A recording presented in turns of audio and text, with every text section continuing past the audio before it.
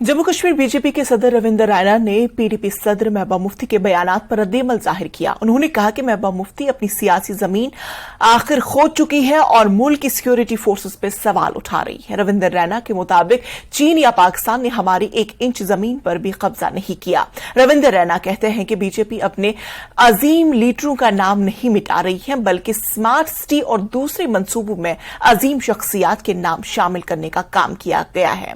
BJP सदर ने मजीद कहा है कि गुलाम नबी आजाद बीजेपी और आरएसएस के नुक्ते नजर की ताईद नहीं कर रहे हैं। उन्होंने जो कुछ कहा वो उनकी अपनी समझ के मुताबिक था और किसी को उससे कोई मसला नहीं होना चाहिए।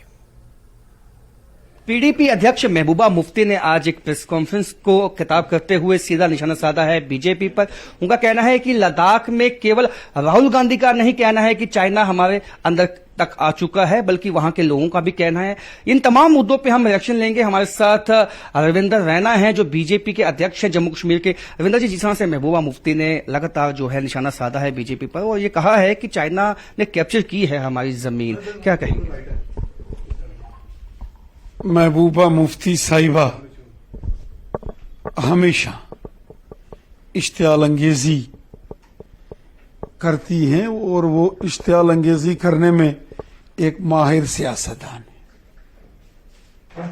श्री राहुल गांधी जी ने जो बयान दिया वो हकीकत से कोसों दूर है। राहुल गांधी जी ने हमारी सेना के जांबाज जो वीर जवान हैं उनके खिलाफ जो बोला है यह हकीकत से कोसों दूर है। लद्दाख हो या अरुणाचल हो, चाइना हो या पाकिस्तान, हमारी मुल्क के जो जांबाज वीर जवान हैं उन्होंने हमेशा दुश्मन की हर नापाक साजिश को फेल किया है। किसी की मजाल नहीं है कि हिंदुस्तान की सरजमी तो दूर की बात है, टेढ़ी नजर करके कोई हमारे मुल्क की ओर देख नहीं सकता।